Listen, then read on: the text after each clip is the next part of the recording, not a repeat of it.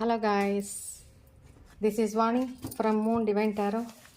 Friends, మీ person మీకు ఏం love messages పంపించారో చూద్దాము. నీకు నేనున్నాను కదా, ఎందుకు భయపడుతున్నావు, బాధపడుతున్నావు అని అడుగుతున్నారు మీ పర్సన్. ఎక్కడున్నావు, ఏం చేస్తున్నావు, ముందు కంటే చాలా మారిపోయావు నువ్వు. మీ ఇద్దరు నో కాంటాక్ట్ సిచ్యువేషన్లో ఉంటే చాలా కాలం తర్వాత మిమ్మల్ని చూసినట్టున్నారు మీ పర్సను. ఎక్కడున్నావు అని అడుగుతున్నారు, ఏం చేస్తున్నావు అని అడుగుతున్నారు మెసేజ్ ద్వారా. మీరు చాలా మారిపోయారంట ఇంతకు ముందు కంటే ఇప్పుడు అని చెప్తున్నారు. నువ్వు ఇప్పటికీ మునుపట్లా నన్ను కేర్గా చూసుకుంటావా? నేను మాత్రం కేర్గా చూసుకుంటా, తప్పులు చేయను. ఇక సారీ చెప్తున్నారు, తప్పులు చేయరంట బుద్ధిమంతుల్లాగా.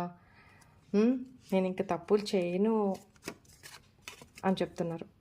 నాకు నీ దగ్గరికి రావాలని ఉంది, కానీ నీ ప్రవర్తనతో నా మనసు విరిచేశావు. కొంతమంది విషయంలో మీరు తనని చాలా బాధ పెట్టారంట మీ బిహేవియర్ తోటి.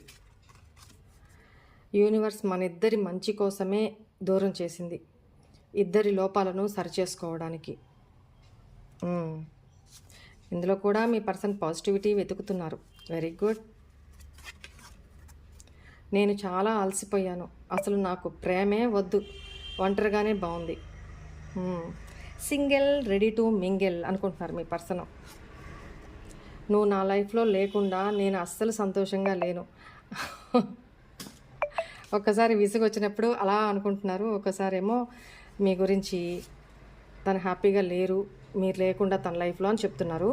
నువ్వు నా గురించి ఏం ఆలోచిస్తున్నావో అదంతా నిజం కాదు, నన్ను తప్పుగా ఊహించుకోవద్దు. మీరు చాలా మిస్అండర్స్టాండింగ్ చేసుకుంటున్నారంట మీ పర్సన్ని. అలా చేసుకోవద్దు, నేను తప్పుడు వాడిని కాదు, తప్పుడు వాడిని ఆమెను కాదు, నన్ను తప్పుగా అర్థం చేసుకోవద్దు అని మీ పర్సన్ మీతో చెప్తున్నారు. ఓకేనా? This is all for today's reading. Bye.